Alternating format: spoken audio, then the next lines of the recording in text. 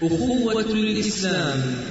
عن أبي هريرة رضي الله عنه قال قال رسول الله صلى الله عليه وسلم: لا تحاسدوا ولا تناجشوا ولا تباغضوا ولا تدابروا ولا يبع بعضكم على بيع بعض وكونوا عباد الله إخوانا.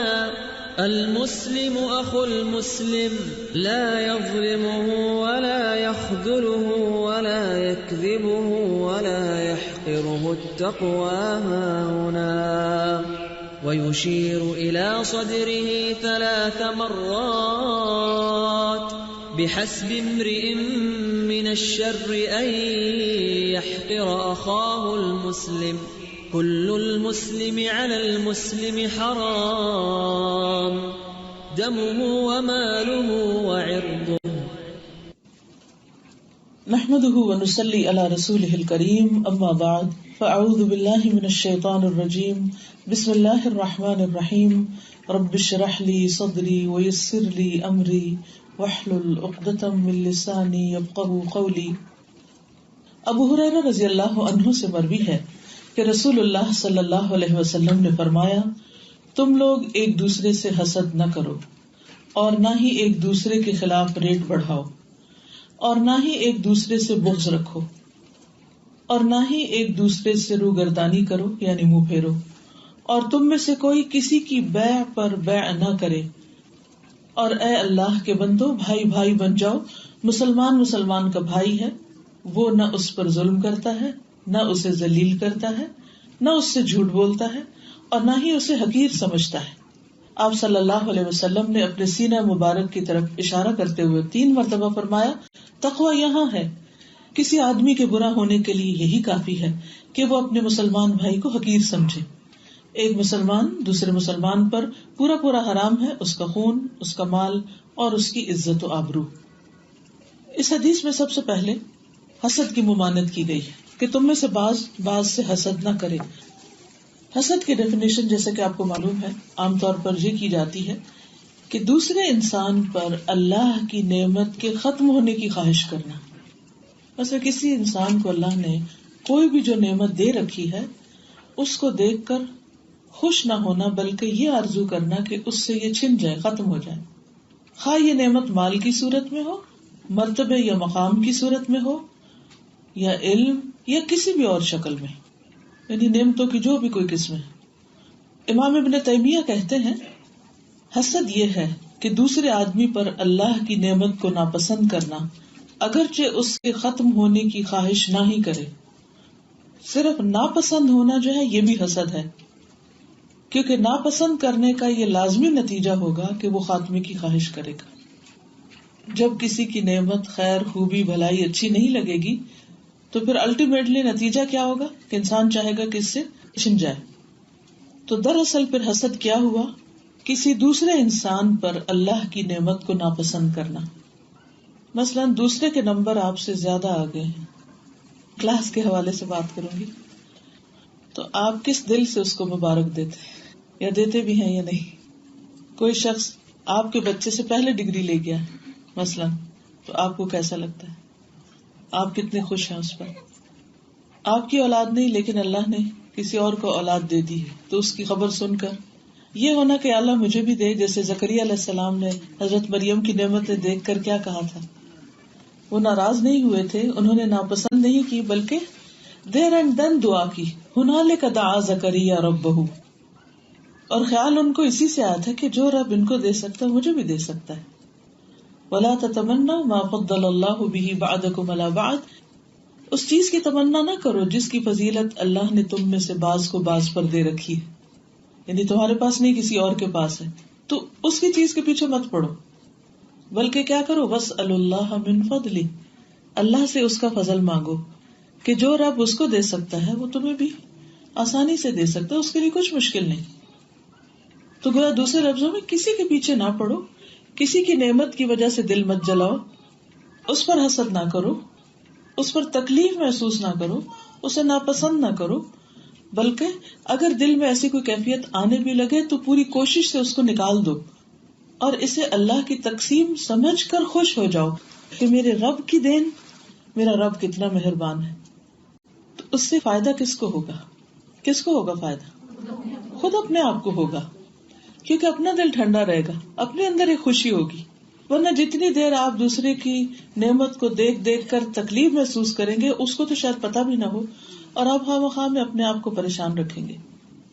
دوسری چیز جس سے منع کیا گیا وہ تناجش. تناجش کا معنی ہوتا ہے دھوکا. ایک دوسرے کو دھوکا نہ دو، اور خصوصی طور پر اس کو بزنس ڈیلز کے لیے استعمال کیا جاتا ہے. یعنی ایک دوسرے کے خلاف بھاؤ نہ بڑھاؤ. مثلاً کوئی شخص ایک چیز خریدنا نہیں چاہتا، اس کی کوئی نیت نہیں خریدنے کی، لیکن وہ یہ بھی نہیں چاہتا کہ کوئی اور خریدے. تو ہڈن پیچھے کیا ہے اس کا احساس یا سوچ؟ وہی حسد سے ریلیٹڈ ہوگی نا بات. خود نہیں خریدنا چاہتا، لیکن جب دیکھتا ہے کہ کوئی اور خرید رہا ہے تو وہ جا کر بیچنے والے کو آفر دے دیتا ہے کہ میں اتنے کا خریدتا ہوں تم سے، مجھے بیچ دو. حالانکہ اس کی کوئی نیت نہیں. مقصد اس کا کیا ہوتا ہے کہ جس نے سودا کیا اس کا سودا خراب ہو جائے، اس کی ڈیل خراب ہو جائے. تو یہ تناجش ہوتا ہے، یعنی خریدنے والے کو نقصان پہنچانا. اسی طرح اس کو دوسری طرف بھی دیکھیے، ایک اور دھوکے کی قسم اسی میں نجش میں یا تناجش میں. بعض اوقات ایک آدمی دیکھتا ہے کسی کو کہ وہ کسی سامان کا ریٹ لگا رہا ہے، اس کے اور ریٹ لگانے والے کے درمیان کوئی رنجش نہیں ہے، لیکن وہ فروخت ہونے والا سامان اس کے دوست کا ہے اور وہ چاہتا ہے کہ میں اس کی قیمت بڑھاؤں تاکہ میرے دوست کو فائدہ ہو. یعنی پہلے میں سوچ کیا تھی کہ نقصان دوں، دوسرے میں کیا ہے کہ دوست کو فائدہ دوں، اور جو باہر سے لینے والا آ رہا ہے اس کو کسی طرح دھوکہ دے دیا جائے. تو یہ بھی حرام ہے. یعنی جب تک آپ ریئل بائر نہیں ہیں، آپ کو کوئی حق نہیں پہنچتا کہ آپ کسی کا سودا خراب کریں. پھر ہے ولا تباغضوا، ایک دوسرے سے بغض نہ رکھو. تو بغض کیا ہوتا ہے؟ جیسے محبت کی ڈیفینیشن نہیں کی جا سکتی، اسی طرح بغض کی ڈیفینیشن بھی بہت مشکل ہے. بغض ہوتا ہے دشمنی اور بغاوت کے اسباب پیدا کرنا، یعنی ایسی چیز جس سے دشمنی اور بغاوت پیدا ہوتی ہے. وہ احساسات یا وہ سوچ جو دشمنی اور انیموسٹی اور ایک دوسرے کے خلاف سرکشی اور دوسرے کے خلاف کسی بھی نقصان دہ حرکت کو ابھارتی، یعنی وہ کیفیت جو دوسرے کے خلاف نفرت کو ابھارتی. تو اگر ایسا ہو تو کیا کرو؟ اس کو دل سے اکھاڑ پھینکنے کی خواہش کرو. پھر ہے ولا تدابروا، ایک دوسرے سے پیٹ نہ پھیرو. دبر سے ہے، اس کا مطلب نہیں کہ کہیں کو ایک طرف بیٹھا ہو تو تم اس کی طرف پیٹ کر کے بیٹھ نہیں سکتے کیونکہ اس کی وہ بے ادبی ہو جائے گی. ظاہری اعراض بعض اوقات ضرورتاً کیا جا سکتا ہے. اب مثال کے طور پر آپ میں سے بہت سے لوگوں نے دوسروں سے اس وقت پیٹ پھیری ہوئی ہے، لیکن یہ کیا ہے؟ ایک ضرورت ہے. کیا آپ اپنے پیچھے والے سے ناراض ہیں یا پیچھے والا آپ سے آگے والے سے ناراض ہے کہ تم کیوں پیٹ پھیر کے بیٹھے؟ نہیں، ایک ضرورت ہے. تو انما الاعمال بالنیات. اس کا مطلب یہ ہے کہ نقطہ نظر اور رائے میں ایک دوسرے کی بلا وجہ مخالفت کرنا. اگر ایک شخص کہہ رہا ہے یہ سورج نکل آیا تو کہنا نو سورج نہیں نکلا، حالانکہ نہ پہلے نے دیکھا نہ دوسرے نے دیکھا. بعض اوقات میاں بیوی کے درمیان اس قسم کی وہ ہو جاتی ہے کہ ایک نقطہ نظر رکھتا اور دوسرا بغیر کسی دلیل کے اس کے اپوزٹ بات کرتے، صرف اعتراض برائے اعتراض جس کو کہتے ہیں نا، یا مخالفت برائے مخالفت. تو مخالفت برائے مخالفت نہ کرو جب تک کہ کوئی وجہ یا دلیل نہ ہو کسی سے ڈفرنس آف اوپینین کی، یا کوئی واقعی انتہائی غلط بات کر رہا ہو تو اس وقت اس کو چیلنج کرو یا اس کو روکو یا نہیں انل منکر کرو. لیکن اگر آپ کو خود بھی نہیں پتا اور آپ صرف اس لیے چونکہ اس نے یہ بات کہی ہے تو اس کی بات تو میں کبھی چلنے ہی نہیں دوں گا، اس کو تو میں نے ضرور کاٹنا ہے، اس نقطہ نظر سے مت کرو. پھر ہے ولا یبع بعضکم علی بیع بعض، ایک دوسرے کے سودے پہ سودا نہ کرو. یعنی ایک شخص دوسرے سے خرید رہا ہے، کچھ دکان میں کھڑا ہے اور اس کی تقریباً ڈیل ہو گئی ہے، وہ پیسے دینے کے اس میں آ گیا ہے تو وہ دوسرا کہتا نہیں اس کو مت دو، مجھے دے دو. وہ وہیں کھینچا تانی شروع ہو جائے. یہ ایسے ہی جیسے رشتے پر رشتہ نہ ڈالو. جب پتہ چل گیا کہ ایک رشتہ کو پیغام بھیج رہا ہے تو آپ کو پتہ چل گیا نہیں میں نے اس کا وہاں ہونے نہیں دینا، چلو جا کے ان کا دماغ خراب کرو، یعنی کہ ایک اور پروپوزل بھیج دو. تو اس قسم کی حرکت بھی نہ کرو. وَكُونُوا عِبَادَ اللَّهِ إِخْوَانًا، تم بھائیوں کی طرح ہو جاؤ، یعنی جو اپنے لیے پسند کرتے ہو وہی دوسرے کے لیے پسند کرو. پھر فرمایا المسلم اخو المسلم، مسلم مسلم کا بھائی ہے، یعنی دوستی محبت خیرخواہی میں وہ ایک دوسرے سے بھائیوں کی طرح ہے.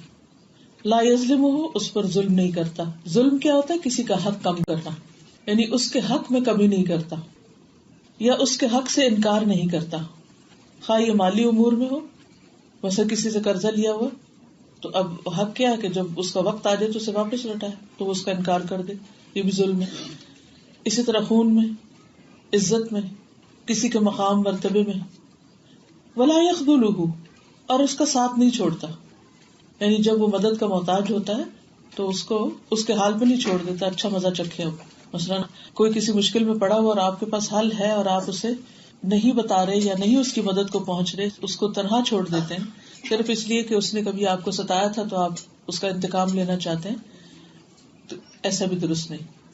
اسی طرح ایک اور مثال یہ ہے کہ مثلا آپ راہ چلتے جا رہے ہیں، آپ دیکھتے کہ ایک شخص دوسرے کو دھمکا رہا ہے وہاں، یا کوئی اس کو بلی کر رہا ہے مثلا، کیونکہ بہت عام ہے. تو ایسی صورت میں آپ دیکھ رہے ہیں تو کرنے والے کو آپ روکتے نہیں، اس منکر سے روکتے نہیں، تو یہ درست نہیں. جو مظلوم ہے اس کی مدد کرنی ہوگی. ولا یکذبہ، اور نہ اس کے بارے میں جھوٹ بولے، یعنی اس کے بارے میں کوئی جھوٹی خبر نہ دے کسی قول یا فعل کی. مثلا آپ نے یہاں کوئی بات سنی، وہ کسی ایک خاص کانٹیکسٹ میں کہی گئی، تو باہر جا کے اس کا کانٹیکسٹ بدل کے آپ دوسرے کو روایت کریں تو وہ کیا ہوگا؟ وہ بھی جھوٹ ہو جائے گا. اسی طرح آپ نے کسی کو کچھ کرتے ہوئے نہیں دیکھا اور آپ اس کے ذمہ لگا دیں نہیں وہ تو وہی کر رہا تھا، ہو سکتا ہے آپ کا شک اس نے نہ ہی کیا ہو. ولا یحقرہ، اور وہ اس کو چھوٹا نہ خیال کرے اور اپنے آپ کو بڑا خیال نہ کرے. مثلا کوئی کسی کے بارے میں یہ کہ یہ تو کچھ بھی نہیں، فلاں آدمی تو کچھ بھی نہیں، تو انتہائی بیوقوف اور نکما ہے وغیرہ وغیرہ. پھر فرمایا تقویٰ ہاں ہونا، تقویٰ دل میں ہوتا ہے، اور زبان اور ہاتھ پاؤں دل کے تابع ہوتے. دل ہی تمام باڈی کو ایک طرح سے حکم صادر کرتا ہے، باقی اعضاء اس کے تابع ہوتے ہیں. بحسب امرئ من الشر، انسان کے برا ہونے کے لیے یہی کافی. کیا؟ کہ وہ دوسرے کو حقیر سمجھے، یعنی کوئی چھوٹی اور معمولی بات نہیں کہ انسان دوسرے کو ذلیل کرے یا چھوٹا سمجھے. پھر کل المسلم علی المسلم حرام، ہر مسلمان دوسرے مسلمان پر حرام ہے، یعنی پورا حرام ہے. کل المسلم یعنی پورا مسلمان دوسرے مسلمان پہ پورا پورا حرام ہے، یہ مطلب ہے. اس کا خون، اس کا مال اور اس کی عزت، ان تینوں چیزوں کو وہ ضائع نہیں کر سکتا، پامال نہیں کر سکتا، نقصان نہیں دے سکتا. تو یہ تھے اس کے الفاظ کی وضاحت. اب تھوڑی سی مزید تفصیل دیکھیں گے. یہاں پر یہ جو لفظ آیا ہے لا تحاسدوا، کون سا باب ہے؟ تفاعل. تفاعل میں کیا ہوتا ہے؟ دو طرفہ کام ہوتا ہے نا. تو کیا ایک طرف سے کرنا جائز؟ یعنی باہم حسد نہ کرو، یہ اس کا لفظی معنی بنتا ہے. ایک دوسرے سے حسد نہ کرو، تو کیا یک طرفہ جائز ہے؟ نہیں، یک طرفہ بھی جائز نہیں. یا دو طرفہ اس طرح بھی جائز نہیں کہ آپ کہیں کہ وہ مجھ سے چونکہ حسد کرتے اس لیے میں حسد کر رہا ہوں، بدلہ لے رہا ہوں، تو یہ بھی جائز نہیں. حسد کسی صورت میں جائز نہیں، نہ بدلے کے طور پہ جائز ہے اور نہ یک طرفہ اور نہ دو طرفہ. سوال یہ پیدا ہوتا ہے کہ مثلاً اگر ایک انسان یہ پسند کرے کہ وہ اپنے دوسرے بھائی سے زیادہ اعلیٰ مرتبے کا ہو جائے تو کیا یہ حسد ہے؟ مثلاً آپ نے کسی کو دیکھا کہ اس نے ایک خاص سبجیکٹ میں ماسٹرز کر لیا، آپ کہتے ہیں میں پی ایچ ڈی کروں گا، کیا یہ حسد ہے؟ نیت کیا ہے؟ ہر انسان کو آگے بڑھنے کی ایک فطری خواہش ہے، کیا یہ بری ہے؟ نہیں، بری نہیں ہے. آپ جائز حلال طریقے سے دین دنیا میں جتنا آگے بڑھنا چاہیں آپ کو اللہ نے اجازت دی اور بڑھنا چاہیے. یہاں کوئی بھی نعمت کسی کی میراث نہیں ہے کہ بس وہ اسی کے لیے اور باقی کسی کے لیے نہیں. ٹھیک، مثلا اگر کوئی کہے آپ نے 1000 کمایا تو میں 2000 کماؤں گا، بہن بھائی آپس میں کر رہے ہوتے ہیں نا ایسی باتیں بعض اوقات، تو یہ حسد نہیں ہوتا. اگر کوئی شخص کسی کی نعمت دیکھتا ہے اور وہ اس کو برا نہیں لگتا کسی کے پاس نعمت ہونا، لیکن وہ یہ تمنا کرتا ہے کہ میں اس سے بھی زیادہ کروں گا حاصل اس کو، یا اس کے لیے کوشش کروں گا، محنت کروں گا، تو اس کو برا نہیں سمجھا گیا اور نہ ہی یہ حسد میں شامل ہے. مثلاً وہ حدیث یاد ہوگی جب حضرت عمر کو یہ معلوم ہوا کہ ابن عمر کو جواب آتا تھا اس سوال کا جو نبی صلی اللہ علیہ وسلم سے مومن کی مثال کے بارے میں پوچھا تھا، لیکن وہ شرم کے مارے چپ ہو گئے اور کسی اور کو جواب نہیں آتا تھا. تو حضرت عمر نے کیا کہا تھا؟ کاش تم نے جواب دیا ہوتا، کیونکہ اگر وہ دیتے تو سب پہ سبقت لے جاتے، آگے بڑھ جاتے. اب یہ آگے بڑھنا کیا حسد ہے؟ یہ حسد نہیں ہے. کیا برا؟ انسان کوئی کام اس لیے نہ کرے کہ اوہو پھر میں تو پرومیننٹ ہو جاؤں گا اور پھر کہیں دوسرے برا نہ مانے. بعض اوقات ایسا ہوتا ہے نا، ہم اس لیے محنت نہیں کرتے، اس لیے کام اچھا نہیں کرتے کیونکہ پھر دوسروں کو اچھا نہیں لگے گا. لٹرلی یہ مجھ سے کسی نے کہا، میں نے کہا یہ کس قسم کا تقویٰ ہے جو آپ کی پروگرس ہی روک رہا ہے. پھر اسی طرح ایک محفل میں کچھ لوگ بیٹھے ہوئے تھے، چند دن پہلے کی بات ہے، تو وہاں پر بات شروع ہوئی تو کسی نے کہا کہ اگر آپ کے پاس اچھے کپڑے ہوں یا کوئی بھی چیز اچھی ہو تو آپ کو نہیں پہننی چاہیے. ایک خاتون دوسری کو کہہ رہی تھی. انہوں نے کہا کیوں نہیں پہننی چاہیے؟ نہیں، پھر وہ جو دوسرے لوگ ہوتے ہیں جن کے پاس وہ کپڑا نہیں ہوتا وہ برا مانتے ہیں، ان کا دل چھوٹا ہوتا ہے تو ان کا دل نہیں دکھانا چاہیے. ان کا یہ کیا لاجک ہے؟ پھر آپ کہاں جا کے کھڑے ہوں گے کہ کون سی چیز پہنیں گے تو کسی کا دل نہیں دکھے گا؟ کیا کریں گے کہ دوسرے پریشان نہیں ہوں گے؟ ہر بات پہ کسی نہ کسی کا تو دل دکھ ہی جائے گا، کسی کپڑے کے پہننے پر، کسی کی جاب کے ملنے پر، کہیں رشتہ ہونے پر. تو انسان کو اپنی طرف سے کسی کو حقیر ذلیل نہیں کرنا، لیکن اللہ نے جو نعمتیں اس کو دی ہیں، اما بنعمت ربک فحدث. اب انسان نہ کپڑا پہنے نہ کوئی ڈھنگ کی زندگی بسر کرے کہ دوسرے مائنڈ کر جائیں گے، تو اللہ کی نعمتوں کا اظہار کیسے ہوگا؟ جیسے نبی صلی اللہ علیہ وسلم نے دیکھا ایک شخص کے بال بکھرے ہو، گندے کپڑے پہنے، آپ نے اسے پوچھا تمہارے پاس کچھ مال ہے؟ تو اس نے کہا اللہ کا دیا بہت کچھ ہے، بکریاں فلاں فلاں فلاں. تو آپ نے کہا اگر مال ہے تو تمہارے جسم پہ اثر نظر آنا چاہیے. تو اگر اللہ سبحانہ وتعالیٰ نے کسی کو کوئی نعمت دی ہے، علم کی، مال کی، کسی بھی چیز کی، شکرانے کے ساتھ اس کو ذکر کرنا، اظہار کرنا. اس لیے نہیں ہوتا کہ دوسرے مائنڈ نہ کر جائیں کہیں کہ اس کو نہیں کر رہے، اسے کرنا چاہیے. شو آف کرنا برا ہے، دوسرے کو حقیر سمجھنا برا ہے، یا جن کے پاس نہیں ان کو جلانے کے لیے سے کرنا برا ہے. ہاں شیئر کریں بالکل. پھر ایک اور سوال یہ ہے کہ اگر حاسد محسود کو، یعنی جس سے وہ حسد کر رہا ہے، اس کو نقصان نہ دے تو کیا پھر بھی حسد پر پکڑ ہوگی؟ یعنی مثلاً ایک شخص کے دل میں اس بات کی بڑی تکلیف ہے کہ دوسرے کے پاس کوئی فلاں چیز کیوں ہے، یا اس کے پاس وہ نعمت کیوں ہے. عموماً گھروں میں یا رشتہ داروں میں یا خاندانوں میں کن چیزوں پر حسد ہوتا ہے؟ کب کب ہوتا ہے؟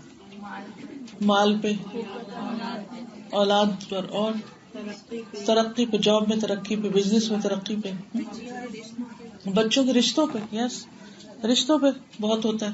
اور ایک دوسرے کی صلاحیت، ذہانت پہ، قابلیت پہ، آگے بڑھنے پہ.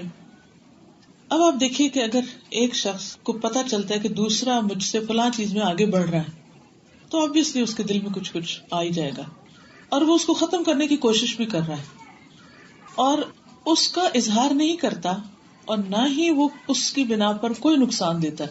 نقصان فزیکلی نہیں ہوتا، بعض اوقات نقصان یہ ہوتا ہے کہ مثلاً کسی کے پاس کوئی نعمت ہے تو دوسرا اگر اس شخص کا کسی مجلس میں ذکر ہو تو ایسے ذکر کرنا کہ جیسے تو کوئی چیز ہی نہ ہو. چھوڑو اس کو، اس کی کیا بات.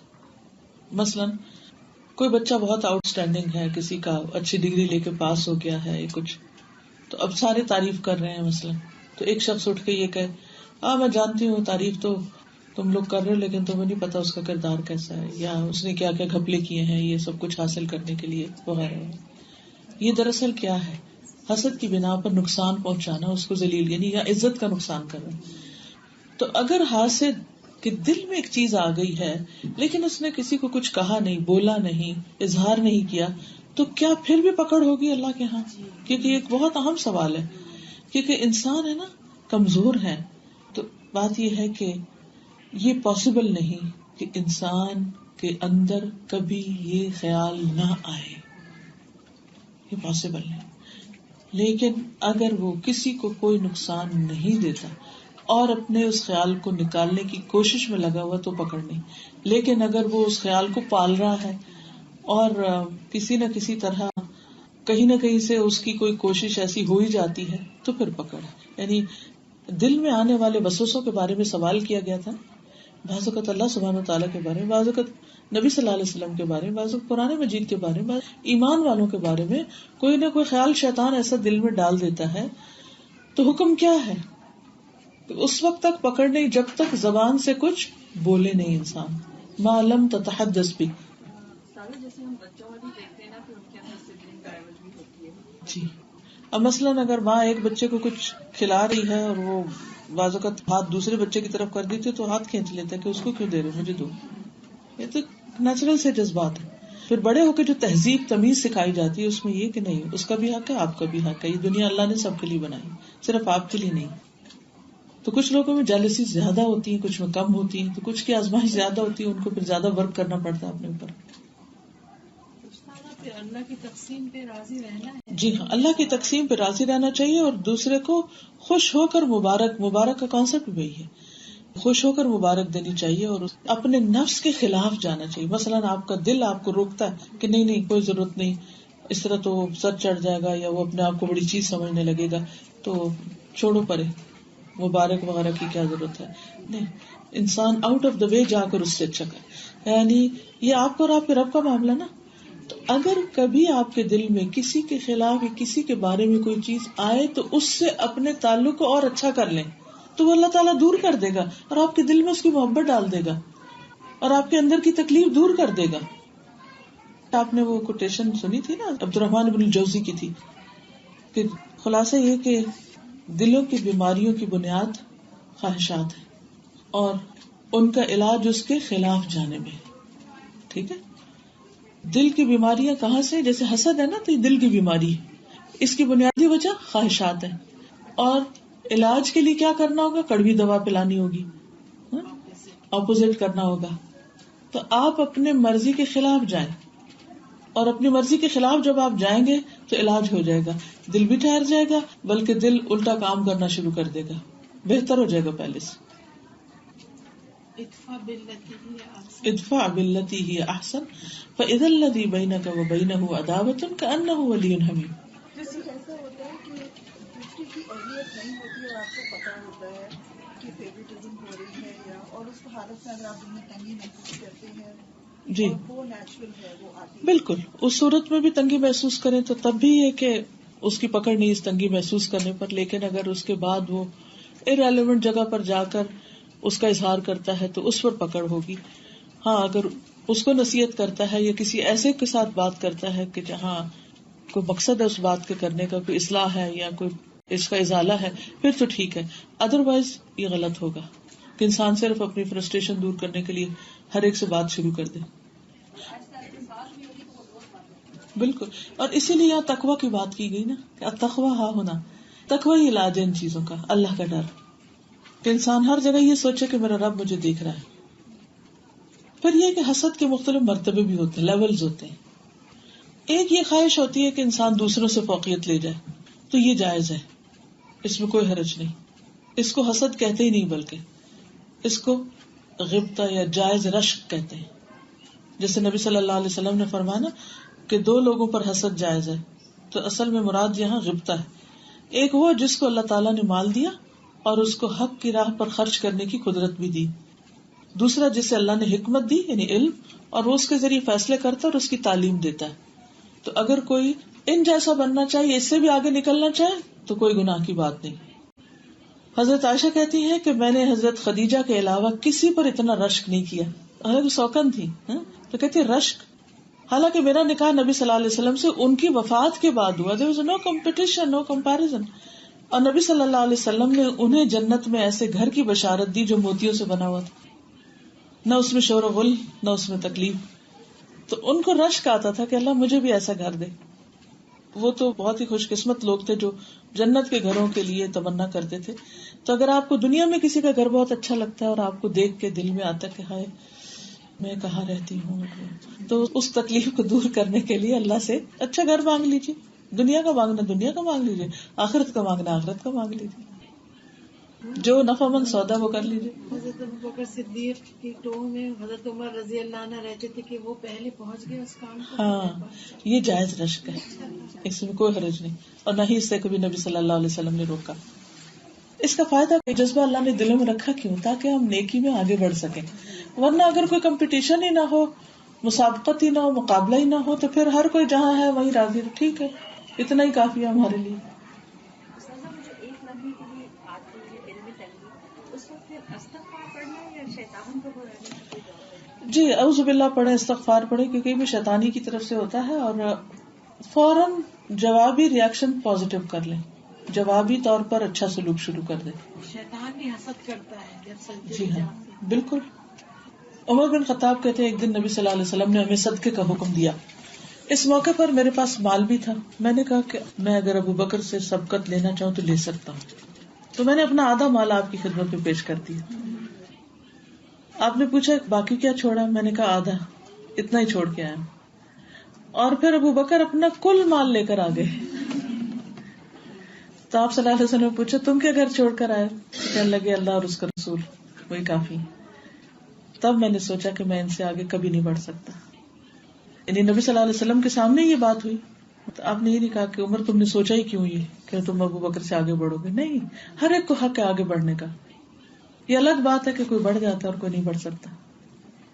ہم جہاں آتے ہیں ہم ٹوٹلی اللہ کے لیے آ رہے ہیں، لیکن اگر جہاں آنے کے بعد نمبروں کے لیے فائٹ شروع کر دے تو جائز. اگر یہ تمنا رکھے کہ میں سب سے زیادہ لوں گی تو کوئی حرج نہیں، لیکن اگر کسی اور کے آپ سے آگے اور آپ اس سے کھینچ جائیں اور اس سے اپنے تعلقات خراب کر لیں تو یہ درست نہیں ہے. جی پرسنل ایگزامپل دوں گی کہ جب ہم لوگ گھر میں بیٹھ کر کے آن لائن ہوتے ہیں تو جو یہاں پہ لائیو سیشن لے رہے ہوتے ہیں تو ان کے اوپر رشک آتا ہے. ہاں تو جیسے سیشنز چل رہے تھے لائیو تو بھی ہوتا تھا گھر میں بیٹھ کے لائیو سیشن اٹینڈ کرنے کا موقع ملے تو اس وقت یہ تھا کہ بہت ساری آپ کو مجبوریاں بھی سامنے نظر آتی ہیں، لیکن آپ اللہ تعالیٰ سے دعا کرتے ہیں کہ اللہ تعالیٰ راستے کھولے. بالکل اللہ راستے کھول دیتے. بالکل.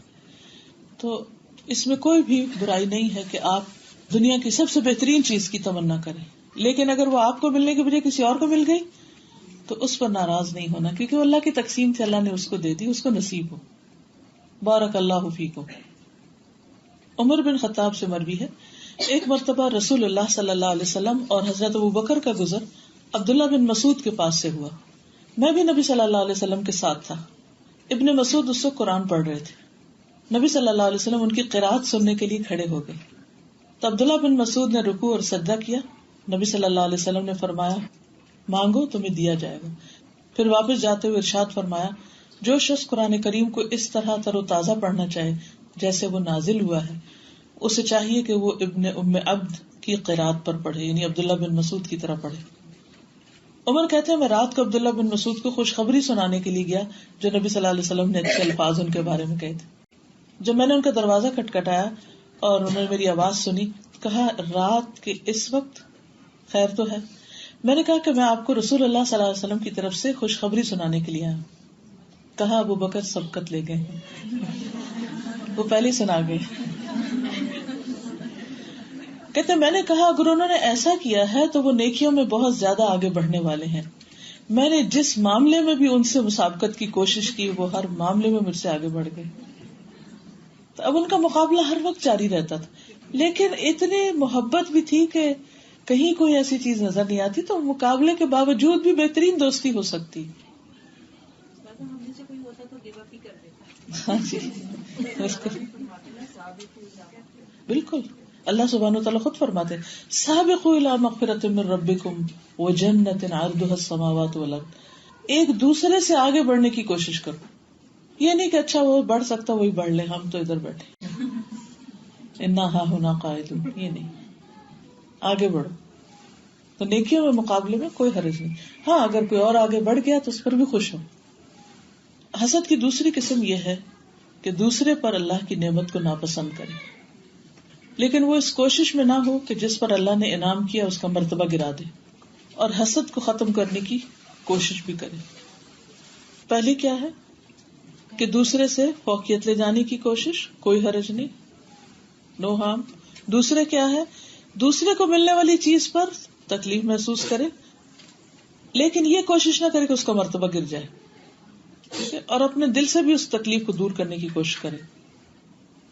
تیسرا کیا ہے کہ واقعی حسد واقع ہو جائے اور مرتبے کو گرانے کی کوشش بھی کرے. یہ قسم حرام ہے اور اس پر مواخذہ ہوگا. اور یہ یہود کی خصلت تھی. نبی صلی اللہ علیہ وسلم کے بارے میں جو ان کا طرز عمل تھا وہ حسد پر مبنی تھا. سورۃ البقرہ میں آتا ہے، قرآن مجید میں اللہ تعالیٰ فرماتے ہیں وَدَّ كَثِيرٌ مِّنْ أَهْلِ الْكِتَابِ لَوْ يَرُدُّونَكُم مِّن بَعْدِ ایمانکم کفارا حسدا من عند انفسہم. پھر ام یحسدون الناس علی ما آتاہم اللہ من فضلہ فقد آتینا آل ابراہیم الکتاب والحکمۃ وآتیناہم ملکا عظیما. پھر یہ بھی یاد رکھیے کہ حسد منفی صفت ہے اور ایمان کے منافی. نبی صلی اللہ علیہ وسلم نے فرمایا کسی بندے کے دل میں ایمان اور حسد دونوں چیزیں اکٹھی نہیں ہو سکتی. اگر حسد آ گیا تو ایمان کو کھا جائے گا اور حسد کرنے والے کا ہی نقصان ہوگا. اور حقیقت یہ کہ حسد کرنے والا نہ صرف یہ کہ اپنے ایمان کو نقصان پہنچاتا ہے، اپنی صحت کو بھی نقصان دیتا ہے. ایسے شخص کا غم اور پریشانی کبھی بھی ختم نہیں ہوتی. حاسد ہمیشہ غم اور پریشانی میں مبتلا رہتا ہے کیونکہ اس کو کسی کی نعمت پر خوش ہونا آتا ہی نہیں. حاسد اللہ کی تقدیر پر اعتراض کرتا ہے، اللہ کے فیصلوں پر اس کو اعتراض ہوتا ہے کیونکہ وہ چاہتا ہے کہ اللہ تعالیٰ اپنا فیصلہ بدل دے اور جو اس کو دیا ہے وہ واپس لے لے. یہی چاہتا ہے. حسد سے کئی قسم کے گناہ اور نافرمانیاں جنم لیتی ہیں. مثلا کون سا گناہ جنم لیتا ہے حسد سے؟ غیبت، ظلم، جھگڑا، دوسروں کی عیب ظاہر کرنا یعنی ان کو نشر کرنا، تکبر بھی. اصل وجہ ہی تکبر ہے. اگر آپ دیکھیں تو بہت سی خرابیوں کی جڑ ہی تکبر ہے. انسان سمجھتا ہے کہ میں ہی سب سے بڑا اور کوئی بھی مجھ سے آگے نہیں نکل سکتا، نہ بڑھ سکتا، نہ بڑھنا چاہیے کسی کو. رسول اللہ صلی اللہ علیہ وسلم نے فرمایا لوگ اس وقت تک خیر پر رہیں گے جب تک آپس میں حسد نہ کریں گے، اور صحابہ کے درمیان یہی خیر تھی باہمی. ایک روایت میں آتا ہے نا کلو ذی نعمت محسود، ہر نعمت والا حسد کیا جاتا ہے. تو اس کا علاج آپ نے بتایا کہ تم اپنی ضرورتیں پوری کرنے کے لیے ان کو رازداری میں رکھ کر مدد حاصل کرو. یعنی جب کوئی کام کرو تو اس کو وقت سے پہلے اوپن نہیں کرو. مثلاً کئی دفعہ ایسا تھا نا کہ رشتہ ہوتا ہے، سب کو بتا دیا جاتا ہے، پھر کیا ہوتا ہے؟ ختم ہو جاتی ہے. کیوں؟ کیا وجہ ہوتی ہے؟ دونوں طرف جا کے لوگ ایسے ایسے کان بھرتے ہیں، بعض اوقات ادھر بھی جا کے برائیاں کرتے، ادھر بھی جا کے برائیاں کرتے، اور جس کے نتیجے میں کیا ہوتا ہے؟ رشتے ختم ہو جاتے ہیں. حاسد کے شر سے پناہ بھی مانگنی چاہیے. کیسے؟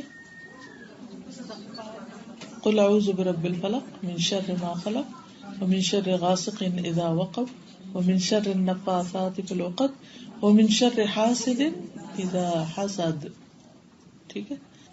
حضرت عائشہ کہتی ہے کہ نبی صلی اللہ علیہ وسلم جب کبھی بیمار ہوتے تو جبریل علیہ السلام انہیں یہ پڑھ کر دم کرتے بسم اللہ ارقیک من کل داء یشفیک من شر حاسد اذا حسد ومن شر کل ذی عین.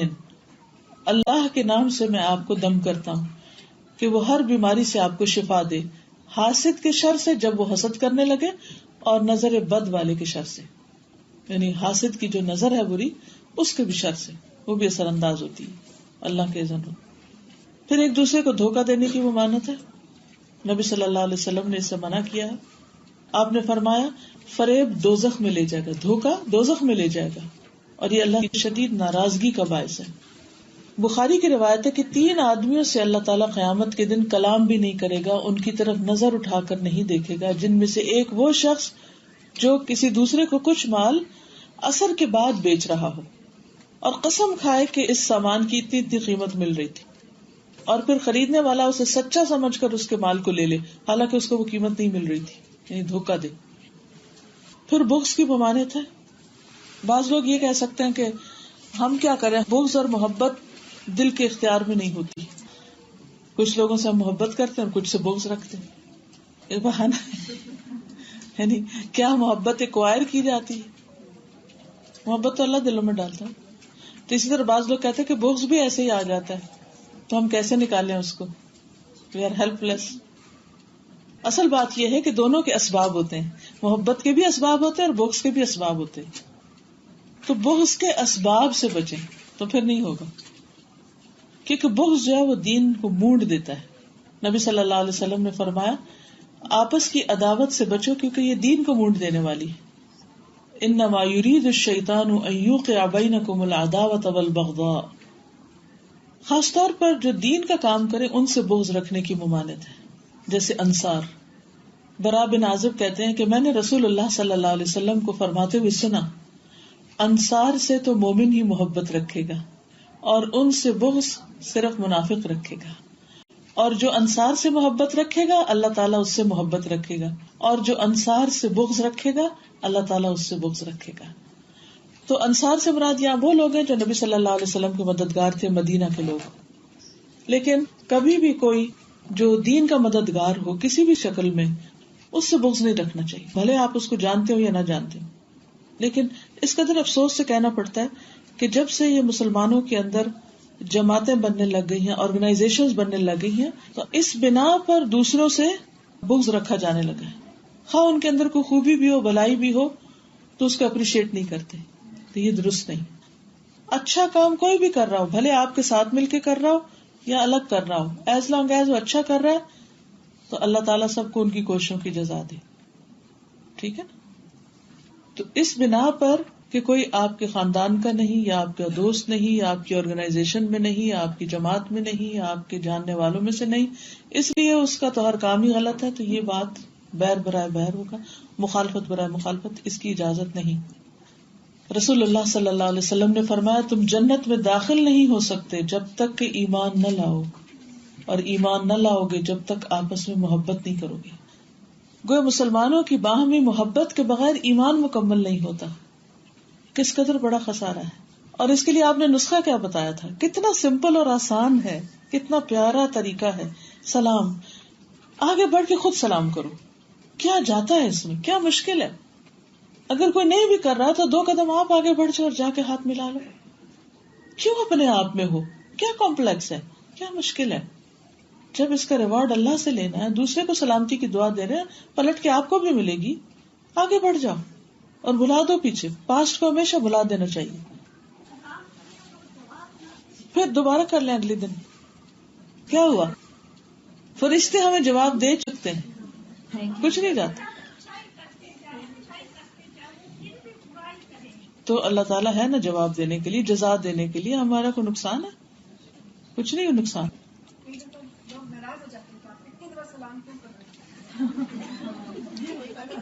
سوری کر لیا کریں.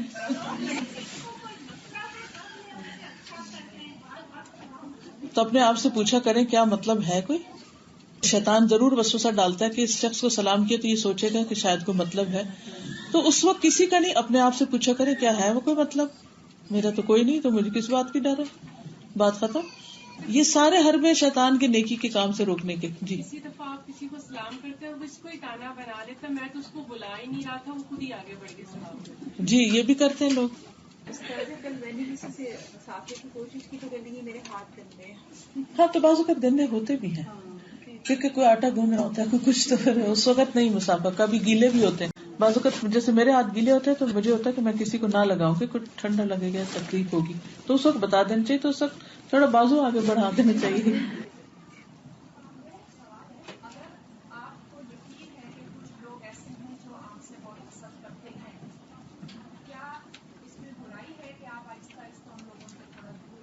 ٹھیک ہے، بہت زیادہ میل جول نہ رکھیں، لیکن ٹوٹل کٹ آف نہیں کریں.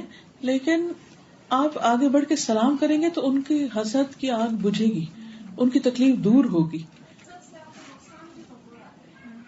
جی اس میں یہ ہے کہ اللہ کی پناہ لے لینی چاہیے. وہ دعائیں موجود ہیں کہ جن کو پڑھ کے پھر نقصان نہیں ہوتا. ٹھیک ہے، کیونکہ ایسا شخص جو لوگوں کی تکلیفوں کے باوجود ان سے ملتا جلتا رہتا ہے وہ زیادہ بہتر ہے بنسبت اس شخص کے جو ملتا جلتا نہیں، کٹ آف کر لیتا ہے. جی آپ کا Is it a sin to think somebody is a hasid? Because sometimes Yes. I feel that way, that if we are بالکل، that's very right. کسی کے بارے میں خواہ میں یہ بھی نہیں سوچ لینا چاہیے کہ وہ حاسد ہے جب تک ہمارے پاس کوئی یقینی بات نہ ہو. because yaqeen, I mean we can never have a proof Yes. that somebody is a hasid. So ہاں وہ پروف یہ ہوتا ہے کہ بعض اوقات کوئی شخص بلا وجہ آپ کے خلاف بیٹھ کے ادھر ادھر باتیں کرتا ہے اور آپ کو پتہ چل جاتا ہے کہ وہ آپ کے بارے میں بیڈ ماؤتھنگ کر رہا ہے. سینسر بھی لگے ہوئے ہوتے ہیں، پتہ جی. چل جاتا ہے فوراً نگاہ سے کیا ہو رہا ہے. بالکل. آپ کو معلوم ہے نا قیامت کے دن اللہ تعالیٰ اپنے عرش کے سائے تلے جگہ دے گا ان لوگوں کو جو اللہ کی خاطر آپس میں محبت کرتے ہیں. تو یہ جو حسد وغیرہ یہ سب محبت کے منافی چیزیں ہیں.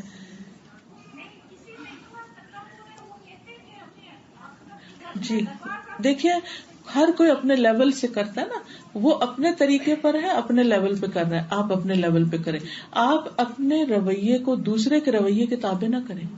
آپ اپنے اصول الگ رکھیں. کوئی جو بھی کرتا ہے اس کا حال اس پر اس کے لیے وہ اپنا جواب خود رب کو دے گا. آپ نے اپنے طریقے پر دوسرے کے ساتھ جو آپ اچھا کر سکتے ہیں اگنور کر کے کہ کون کیا ہے آپ کرتے رہیں.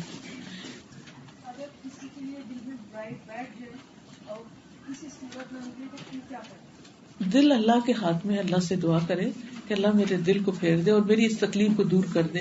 کیونکہ نبی صلی اللہ علیہ وسلم کے سامنے جب وحشی کو لایا گیا تو آپ نے کہا کہ اس کو میرے سامنے نہ لاؤ, کیونکہ ان کو وہ پورا واقعہ یاد آ رہا تھا جو حضرت حمزہ کے چچا کے ساتھ ہوا تھا. تو ایسا ہونا عین ممکن ہے کہ کسی کی تکلیف پہنچانے سے انسان کو تکلیف پہنچے, لیکن یہ ہے کہ انسان اگر چھوٹی موٹی بات ہے تو ٹھیک, وہ تو خیر بہت بڑی بات تھی نا کہ شہید کیا اور پھر کلیجہ نکال کے چبا دیا, تو حد درجے کی بات.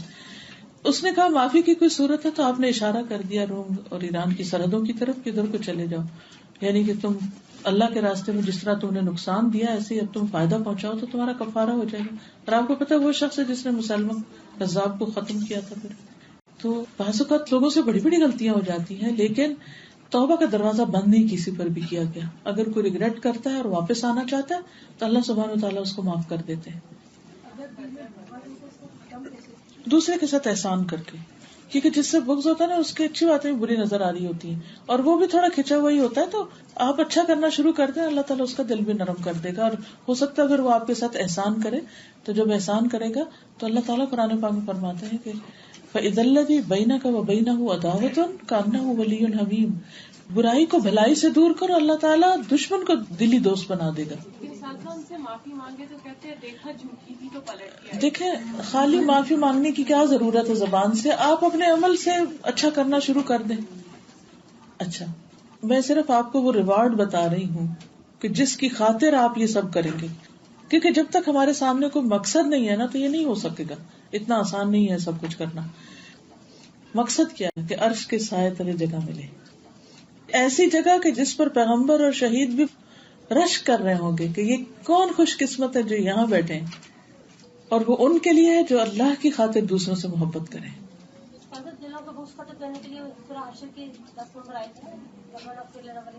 جی ربنا اغفر لنا ولاخواننا الذین سبقونا بالایمان ولا تجعل فی قلوبنا غلا للذین آمنوا. اللہ نے ویسے یہ بغض اور یہ حسد یہ سب کچھ رکھا کس لیے تھا؟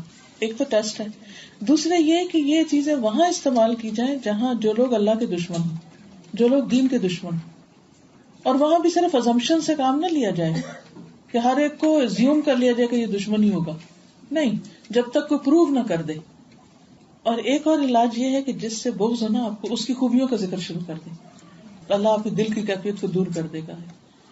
نبی صلی اللہ علیہ وسلم نے منع کیا تھا کہ کوئی مومن مرد کسی مومن عورت سے بغض نہ رکھے, اپنی بیوی سے بغض نہ رکھے.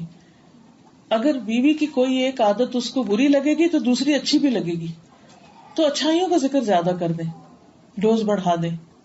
اور جس سے آپ کو بغض ہے یا نفرت ہے حسد ہے 2-4 دفعہ اس کی تعریف کر دیں, تو آپ کا خود ہی دل ہلکا ہو جائے. کسی کی بھی خوبیوں کا تذکرہ کرنے سے ہمارا کچھ بھی نہیں گھستا, تو ہر ایک میں کوئی نہ کوئی خوبی بھی ہوتی. تو اگر انسان صرف کوتاہیوں اور غلطیوں کو دیکھتا رہے گا تو کبھی حالات درست نہیں ہو سکتے, کیونکہ کوئی شخص غلطیوں سے پاک ہے ہی نہیں. لیکن عام طور پر ہم کیا کرتے ہیں, عام روزمرہ کے طرز عمل میں ہمارا معاملہ کیا ہوتا ہے, ہم دوسروں کی غلطیوں کو تو مینشن کر دیتے ہیں لیکن دوسروں کی خوبی کا ذکر نہیں کریں گے. جو چیز کسی کی ناپسند ہے اس کو منہ سے نکال دیں گے, یہ مجھے اچھا نہیں لگا. خوبیاں صرف اپنی یاد رہتی, مثبت پہلو کی طرف توجہ دلائی جائے. مثلاً حضرت انس کہتے ہیں کہ ایک مرتبہ حضرت صفیہ کو پتا چلا کہ حضرت حفصہ نے ان کے بارے میں کہا کہ وہ یہودی کی بیٹی ہے, تو اس پر رونے لگ گئی. بعض اوقات ایسے ایک دوسرے کو ریمارکس کمنٹس انسان تھے. نبی صلی اللہ علیہ وسلم تو تشریف لائے تو وہ رو رہی تھی. آپ نے پوچھا تمہیں کیا ہوا؟ انہوں نے کہا کہ حفصہ نے میرے بارے میں کہا کہ میں یہودی کی بیٹی ہوں. نبی صلی اللہ علیہ وسلم نے فرمایا تم ایک نبی کی بیٹی ہو, تمہارے چچا بھی نبی تھے, تم خود نبی کے نکاح میں ہو, وہ تم پہ کس چیز پہ فخر کر رہی ہے؟ تو نبی صلی اللہ علیہ وسلم نے بہت دفعہ اس قسم کے ریمارکس دیے ہیں جہاں انتہائی نیگیٹو چیز کو انتہائی پازیٹو میں بدل دیا, اور یہی دراصل آپ کی کامیابی کی علامت ہے. نبی صلی اللہ علیہ وسلم نے فرمایا تم لوگوں میں پہلی امتوں والا مرض گھس آیا اور وہ حسد اور بغض ہے, جو مونڈ دیتا ہے. میرا یہ مطلب نہیں کہ وہ بالوں کو مونڈ دیتا ہے, وہ دین کو مونڈ دیتا ہے. اس ذات کی قسم جس کے ہاتھ میں میری جان ہے, تم لوگ اس وقت تک جنت میں داخل نہیں ہو سکتے جب تک کہ مومن نہ ہو جاؤ, اور مومن نہیں ہو سکتے جب تک آپس میں محبت نہ کرو. کیا میں وہ چیز نہ بتاؤں جو محبت کو دوام بخشے؟ آپس میں سلام کو رواج دو، کثرت سے سلام. اچھا سلام کرنے کے لیے کنیکشن بنے گا نا، پھر تو ناراضگیاں خود ہی دور ہو جائیں گی. ایسے تھوڑی خود ہی گھر میں بیٹھ کے سلام کریں گے، آخر کسی سے ملے جلیں گے تو سلام کریں گے نا. اور پھر یہ کہ ایک دوسرے سے پیٹ نہ پھیرو، وہ دیکھ لو تو وہیں سے رستہ کاٹ کے چلے جاؤ. لا تدابرو، 3 دن سے زیادہ ویسے بھی ناراضگی کی اجازت نہیں. اگر اس حال میں کوئی فوت ہو جائے تو اللہ کے یہاں پکڑ، بخشش سے محرومی کا سبب، اور ناراضگی کا کفارہ صلح میں پہل ہے. پھر اسی طرح یہ ہے کہ مومن کسی کے اوپر ظلم نہیں کرتا، نہ اس کو کسی ظالم کے حوالے کرتا ہے، نہ اسے تنہا چھوڑتا ہے، نہ اس کو رسوا کرتا ہے، نہ اسے عار دلاتا ہے، نہ اسے تانے دیتا ہے، کوئی پچھلی غلطیاں یاد کرا کر کہ اچھا تم وہی ہو نا، نہ اس کی آبرو ریزی کرتا ہے، بلکہ مومن دوسرے کا دفاع کرتا ہے. اگر آپ سنیں کہ کسی کے بارے میں کچھ کہا جا رہا ہے تو آپ اس کی اچھائی بیان کر دیں. پھر اسی طرح اس سے منسوب کوئی جھوٹی بات نہیں کرتا کہ اس پر کوئی جھوٹ باندھے، کیونکہ جھوٹے بندے سے اللہ تعالیٰ اور اس کے رسول صلی اللہ علیہ وسلم بیزار ہیں، اور جھوٹ جو ہے وہ ایمان کا دشمن ہے، اور معمولی جھوٹ بھی جھوٹ ہے. پھر یہ کہ حقیر کیوں سمجھتا ہے کوئی کسی کو؟ جب خود کو بڑا سمجھتا ہے، یا عموماً کسی کی شکل کی وجہ سے لوگ اس کو کمتر سمجھتے ہیں، کسی کے مال سٹیٹس کی وجہ سے. تو اللہ سبحانہ وتعالیٰ نہ شکل دیکھتا نہ مال دیکھتا ہے، وہ تو دل دیکھتا نہ مال دیکھتا ہے. تو اگر کسی کا عمل اچھا ہے، کام اچھا ہے، اس بنا پہ دوسرے کی قدر کرے، ظاہری چیزوں پر نہیں. پھر بعض لوگ ہوتے ہیں اپنے آپ کو بڑا سمجھتے ہیں لیکن کچھ کہتے نہیں، لیکن بعض فخر بھی جتانے لگتے ہیں، اپنی خوبیاں بیان کریں گے اور دوسرے کی کمیاں. ہر وقت دوسروں کی کوئی نہ کوئی خرابی ان کو نظر آ جائے گی.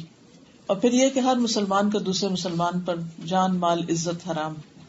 اور اس سلسلے میں یہ حدیث مجھے بہت ہی خوبصورت لگتی ہے. عبداللہ بن عباس کہتے ہیں کہ رسول اللہ صلی اللہ علیہ وسلم نے کعبہ کی طرف دیکھا اور فرمایا، مرحبا، تو کتنا عظیم ہے، تیری حرمت کتنی عظیم ہے، لیکن ایک مومن کی حرمت اللہ کے ہاں تیری حرمت سے کہیں زیادہ ہے. اللہ نے تیری ایک چیز حرام کی، مومن کی 3 چیزیں حرام کی، اس کا خون، اس کا مال، اور یہ کہ اس کے بارے میں برا گمان کیا جائے. تو یہ تمام چیزیں جو ہیں یہ اللہ سبحانہ وتعالیٰ کے قریب ہونے کے لیے ضروری ہے کہ ان کے اوپر عمل کیا جائے، اور جن جن چیزوں سے اس حدیث میں روکا گیا ہے ان سے روکا جائے. اس میں دنیا اور آخرت السر و اخفا، کہ انسان چھپ کے بھی کہیں بات کرتا ہے کسی کے خلاف یا کسی کے بارے میں اچھی، تو بھی اللہ تعالیٰ کو پتہ چل جاتا ہے. تو یہ اللہ کا تقویٰ اور اللہ کا ڈر ہی ہے جو انسانوں کو صحیح راستے پکڑتا ہے. تو اللہ تعالیٰ مجھے اور آپ سب کو اپنا تقویٰ نصیب کرے. وآخر دعوانا الحمد للہ رب العالمین. حدیث عربی میں سنا کر آج کی اس مجلس کا اختتام کرتی ہوں، اور آپ سب کے لیے دعا گو ہوں کہ اللہ تعالیٰ آپ سب کی دین، ایمان، عزت، ہر چیز کی حفاظت فرمائے اور خیر و بھلائی پر قائم رکھے. أخوة الإسلام. عن أبي هريرة رضي الله عنه قال قال رسول الله صلى الله عليه وسلم: لا تحاسدوا ولا تناجشوا ولا تباغضوا ولا تدابروا ولا يبع بعضكم على بيع بعض وكونوا عباد الله إخوانا. المسلم أخو المسلم لا يظلمه ولا يخذله ولا يكذبه ولا يحقره. التقوى هاهنا. ويشير إلى صدره 3 مرات. بحسب امرئ من الشر أن يحقر أخاه المسلم. كل المسلم على المسلم حرام، دمه وماله وعرضه. سبحانك اللهم وبحمدك أشهد أن لا إله إلا أنت أستغفرك وأتوب إليك. السلام علیکم ورحمۃ اللہ.